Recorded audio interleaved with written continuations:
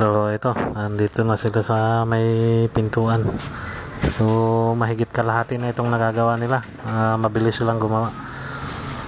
So yung kausap ko yung naglalagay mismo ng wood tiles.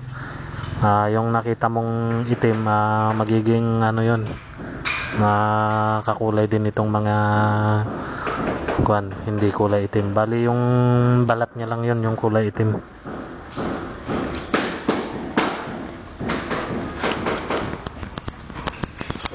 So yan, kung napapansin mo mayroong dark color, so mawawala yan, magiging ano yan, kakulay nitong mga light na color din siya. So bali yung balat niya lang pala yan, so pagka nag-grind na yan, mawawala yung kulay itim niya.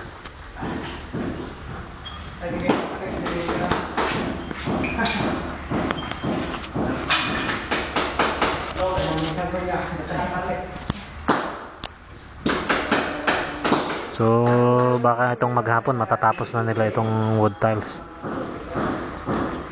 So saka na lang nila i-grind ito pagkatapos na nagpintura, kasi pagka i-grind nila to tapos magpintura, malalagyan ng pintura itong wood. So pagka naikabit nila ito, hihintayin nila na matapos na mapinturahan lahat itong kuan baba bago nila i-grind.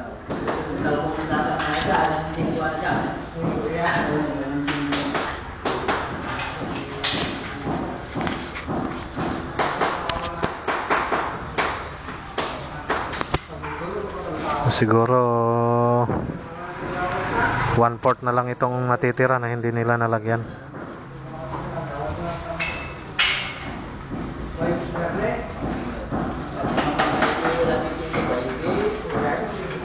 So bali itong side na ito at saka yung gilid na lang ang hindi.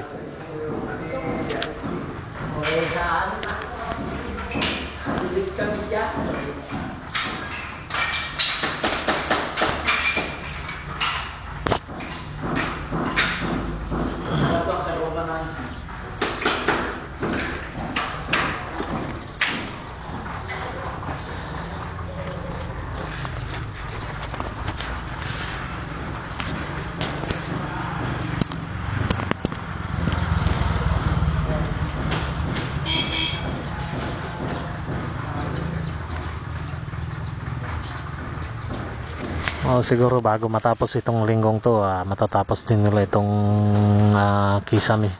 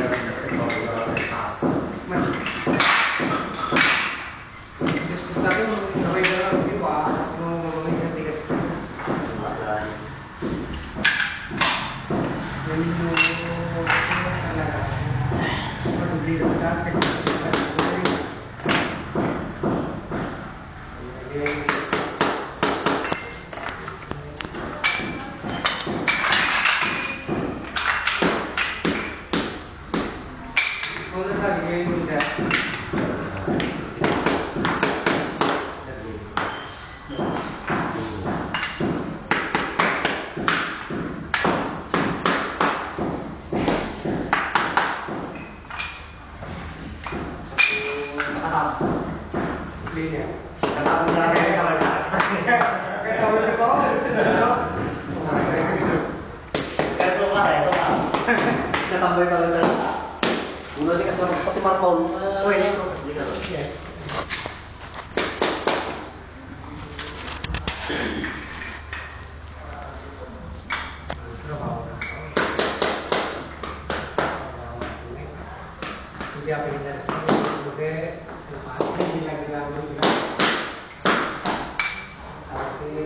Senayan dan mereka.